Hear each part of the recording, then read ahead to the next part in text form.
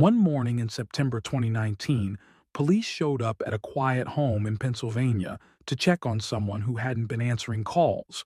From the outside, everything looked normal, windows closed, curtains drawn, but no one came to the door. When officers went inside, what they found was deeply unsettling: blood on the floors, stained towels, and signs that something violent had happened.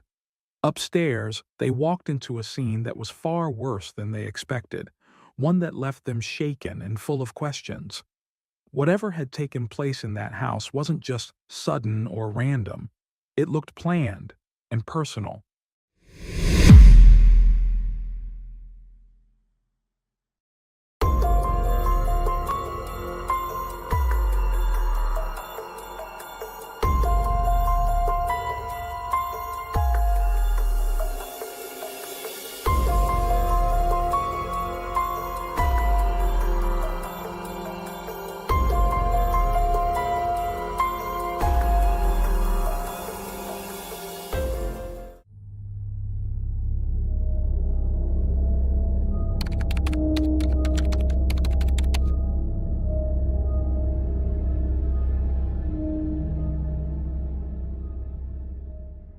Margaret was born on June 28, 1958, in Pennsylvania. Her childhood unfolded in the heart of her family's dance studio, a vibrant hub of creativity cherished by locals. The studio wasn't just a workplace, it was a second home. Margaret eventually became a ballet instructor, helping run the studio and organizing cherished Christmas performances that became a local tradition. Her warmth and energy left an impression on everyone she met. She had a magnetic personality, always poised, always well put together. Though life had its hardships, Margaret carried herself with resolve and purpose. Early in adulthood, she married John Joseph Thierry. The relationship, however, soon unraveled due to John's emotional absence and lack of responsibility. After their divorce, Margaret became a single mother to two daughters, Helen and Peg. With no support from their father, she took on the full weight of parenting while continuing to work at the studio. Despite the obstacles, she created a loving and disciplined environment for her daughters. Years later, Margaret met David Lee Sumney, a charismatic dentist and Harvard graduate. His charm and apparent devotion offered Margaret the stability she had longed for. They married in 1986 and built a life marked by financial security and domestic comfort in a well-appointed Pennsylvania home. In 1989, they welcomed a son, David Lee Sumney Jr. David Sr. played an active role in raising Jr., and his bond with Helen and Peg also grew strong. Their blended family seemed from the outside to be thriving, but inside the home, a different story unfolded. David Jr. grew up without limits. From an early age, his every desire was fulfilled instantly. Toys, vacations, and indulgences were granted without question. Over time, he shifted from asking to demanding, learning to manipulate those around him to get what he wanted. Even routine tasks became negotiable, and he refused to comply without some form of reward. Gratitude and responsibility held no value for him, only personal gain. One deeply troubling incident involved a bird he found in the backyard. He squeezed it so tightly that it died. Margaret, horrified by the lack of remorse on her son's face, nervously joked to relatives that he acted like a future criminal. But beneath the humor was genuine alarm. David Jr. lacked empathy and showed no guilt, and with no intervention, those disturbing traits hardened as he grew. By 2001, Margaret and David Sr.'s marriage had quietly collapsed. Their divorce, though not contentious, marked the end of the stability Margaret had worked so hard to build. The family's financial structure fell apart. David Sr.'s support stopped, and the dance studio, once the family's cornerstone, was no longer sustainable. Margaret was forced to shut it down. Left with minimal resources, she took a job at a clothing store to cover basic expenses. The work was humble, but necessary. Meanwhile, David Jr.'s sense of entitlement only grew stronger. Despite the family's reduced circumstances, he continued to expect special treatment. His behavior never changed.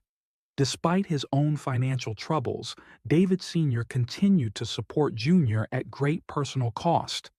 He rationalized this as a way to preserve their fragile relationship, often yielding to his son's every whim. The couple no longer shared a home, but emotionally, they remained tethered, caught in a pattern of submission dictated by Jr.'s unpredictable moods. He moved between both households freely, manipulating their desire for peace and affection to his advantage. As the years passed, the power Jr. held over his parents only intensified. Even as their financial situations declined and their lives became more unstable, neither parent changed course.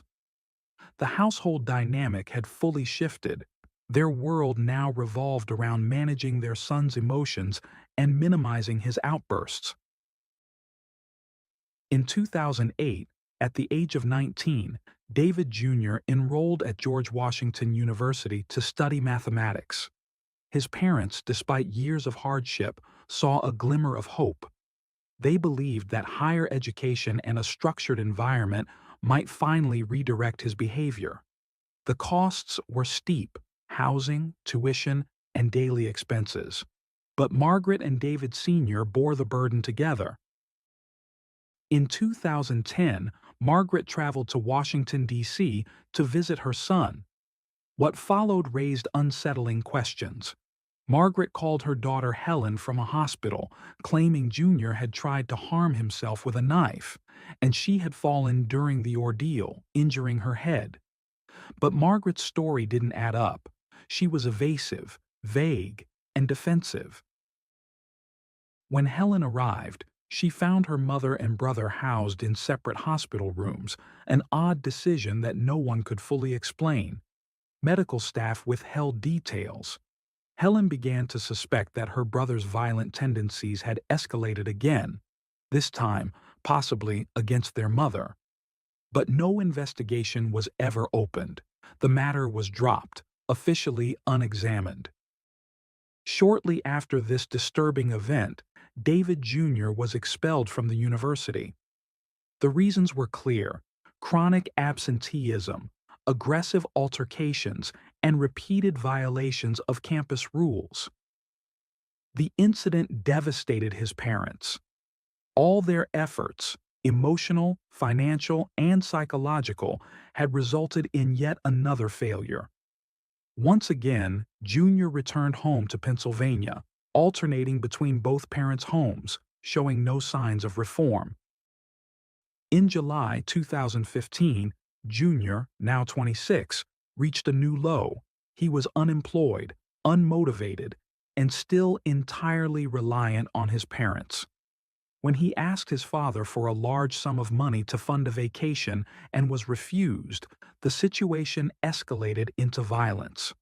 Jr. physically attacked David Sr., beating him brutally in their home. Neighbors, alarmed by the chaos, called for help. Police arrived to find Jr. still on top of his father, delivering blows. David Sr.'s injuries were catastrophic. Doctors diagnosed brain hemorrhaging, spinal trauma, and severe internal damage. He was left unable to walk or care for himself and had to be moved to a long-term nursing facility. Jr. was arrested at the scene and charged with aggravated assault, not attempted murder, as many in the family believed he should have been.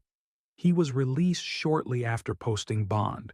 The man he had nearly killed could no longer speak for himself. Despite the brutal attack, Jr. faced few consequences. With little legal resistance and a family too broken to fight back, he walked free, unchanged, unrepentant, and more emboldened than ever. In the aftermath, he began telling those around him that he had joined the U.S. Navy. The story seemed like a strange twist, but Margaret clung to it. For her, military service offered the illusion of hope, a structured, disciplined path that might rescue her son from his own darkness. But there was no record of any enlistment. He presented no documents, wore no uniform, and dodged questions about his supposed service. Every inquiry led to vague, unverifiable answers. Meanwhile, Junior began transforming himself physically. He took up strength training with obsessive focus, gaining significant muscle mass in a short span of time. Now standing close to 6.5 feet tall and heavily built, his appearance became as threatening as his behavior. As his physical power grew, so did his aggression. Junior became more volatile and unpredictable.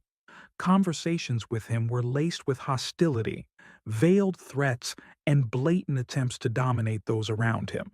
He made it clear, subtly or directly, that resistance would be met with force. Margaret, worn down by years of fear, confusion, and love, remained at his side, still hoping the son she had raised might someday return to the boy she thought she knew.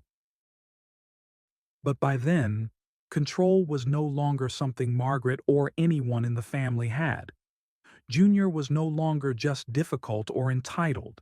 He had become dangerous, and no one seemed able or willing to stop him. Then, in November of 2016, Margaret's home became the scene of another horrifying episode.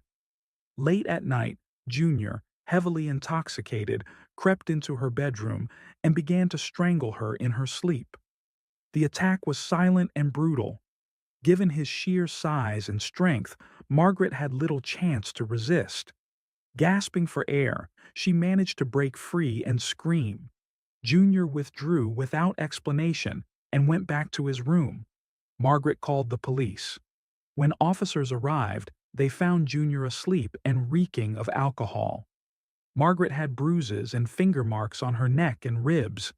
She told the officers what had happened, adding that Junior mentioned using a Marine Corps technique, a chilling claim that reignited skepticism about his military story. Junior was arrested, and the incident was documented as a case of domestic violence with aggravating circumstances. But once again, Margaret intervened. Fearing that a felony charge would ruin her son's future, she urged prosecutors to reduce the severity of the charges. She claimed he had acted under the influence and needed help, not prison time.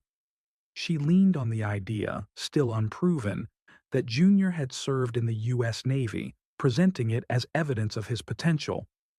Her plea persuaded the court. The felony was reduced to a lesser administrative charge, and Junior avoided serious punishment. During court proceedings, an official background check exposed the truth. David Jr. had never served in any branch of the military. The story he had told for years was a complete fabrication. There was no record of recruitment, enlistment, or training. His military persona had been a calculated lie to mask his failures and violent tendencies. Still, Margaret clung to the belief that her son could change.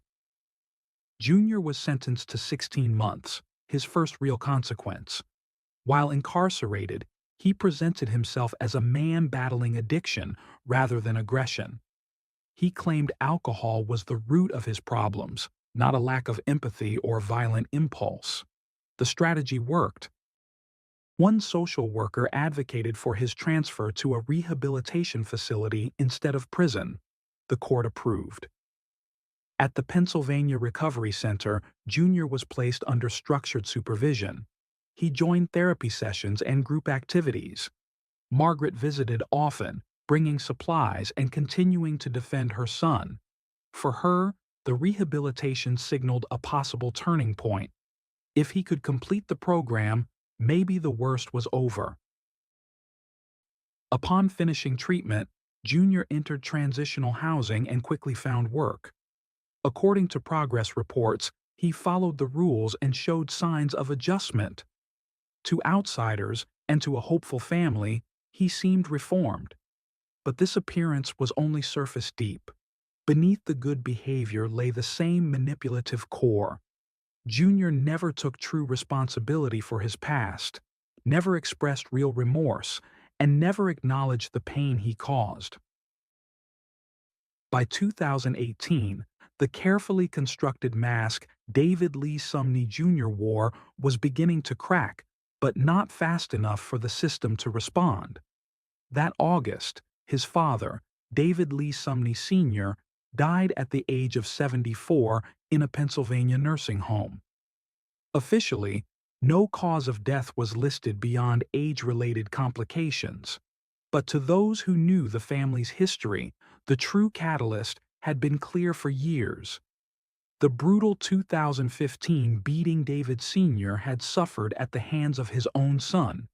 That violent attack left him with brain damage, spinal trauma, and permanent physical disabilities. He lost his independence, his ability to work, and his dignity. The decline was steady and irreversible. Though no one in the family spoke openly about it, there was a shared understanding that Junior's assault had destroyed the man David Sr. once was, and yet Junior remained free, untouched by further charges, and unburdened by guilt. At the funeral, Margaret stood composed, never speaking a word against her son. Her silence deepened rifts within the family. Her family struggled to understand how she could continue to shield the person responsible for such devastation. For them, this wasn't just a tragedy, it was a systemic failure. Law enforcement had acted too late. The courts had been too lenient. And Margaret's protective instincts had, in their view, allowed a dangerous man to keep harming others. In 2019, Junior entered a new relationship through a dating app. The woman, who later chose to remain anonymous for her safety, moved in with him soon after they met. Initially, Junior seemed transformed, charming, respectful, and attentive. But the illusion didn't last. He soon became controlling and aggressive, monitoring her movements and enforcing rigid rules inside the home. The woman noticed something unsettling. Junior was using checks written in Margaret's name. He claimed his mother suffered from mental health issues and that he was managing her bills, forging her signature when needed. But there was no legal documentation, no power of attorney, no court order supporting this. When his partner raised concerns, he deflected with excuses about paperwork delays. Though she suspected fraud, she lacked the proof to involve authorities. As their relationship deteriorated and she prepared to leave, Junior reacted with fury. Determined not to be rejected, he coerced her into meeting him at a hotel in Atlantic City. Once there, he turned violent.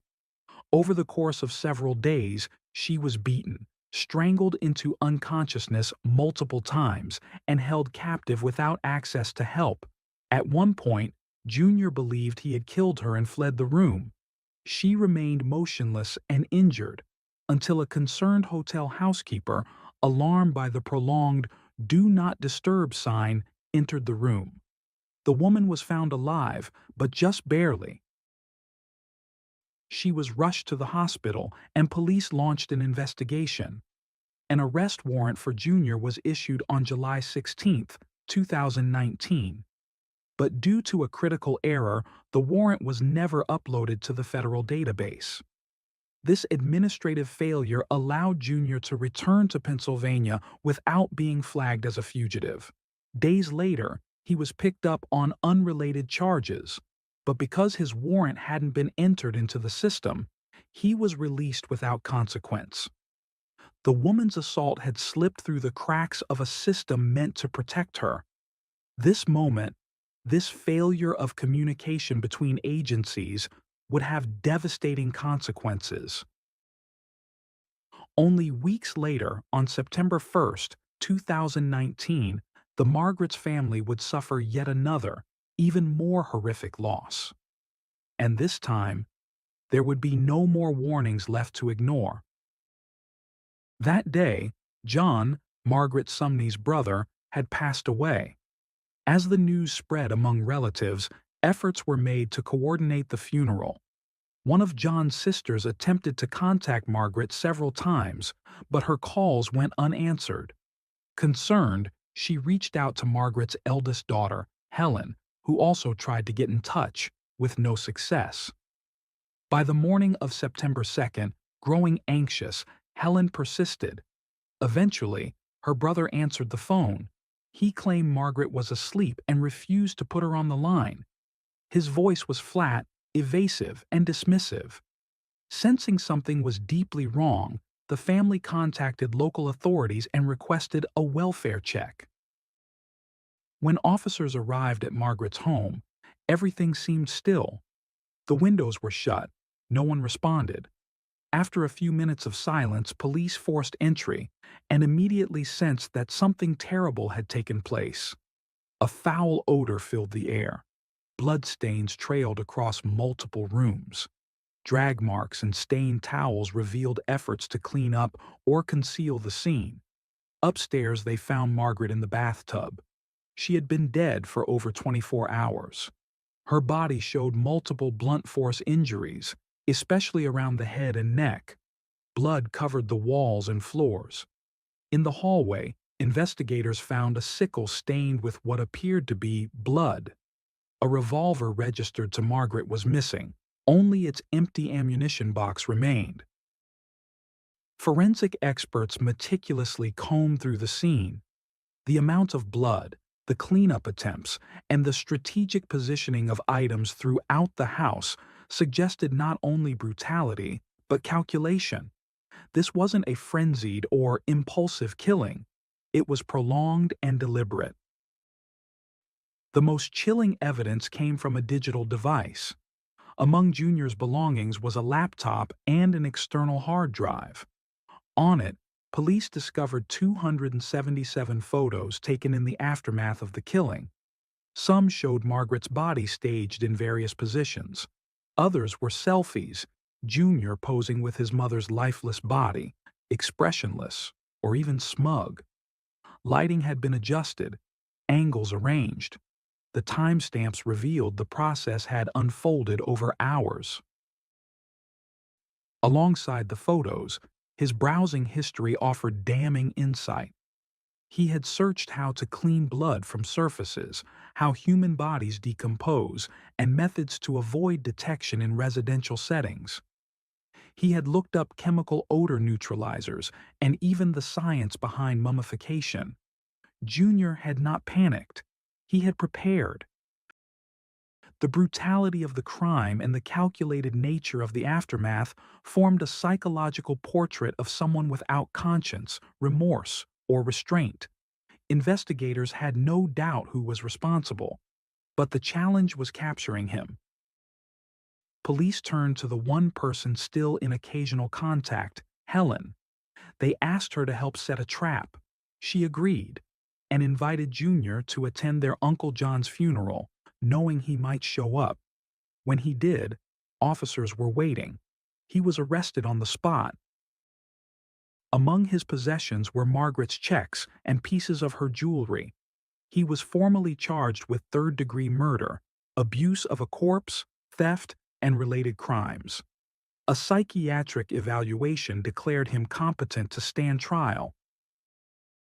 In August 2022, Junior took a plea deal. He admitted guilt and was sentenced to 20 to 40 years in prison. With time served, he'll be eligible for parole in 2039, around his 50th birthday. To Margaret's surviving relatives, the outcome was a betrayal. The horror of the crime, the photographic documentation, the forensic evidence, the digital trail should have warranted a harsher charge. Her daughters and sisters spoke publicly, condemning the deal and calling the sentence inadequate. In court, Junior gave a brief statement. He apologized and claimed he didn't understand how he could have done what he did. His words rang hollow. For the family, this wasn't an act of madness. It was the final result of a lifetime without limits, one marked by manipulation, abuse, and warning signs ignored or dismissed. Margaret Sumney's story ended not with a sudden tragedy, but with a long, preventable descent. She was killed not by a stranger, but by the child she had always defended. In just 2 days, the family lost both John and Margaret, but in truth, they had lost Junior years before. Helen has severed all ties with her brother. The man she once called family now lives as a convicted murderer. What remains is not just grief, but the heavy weight of what could have been prevented.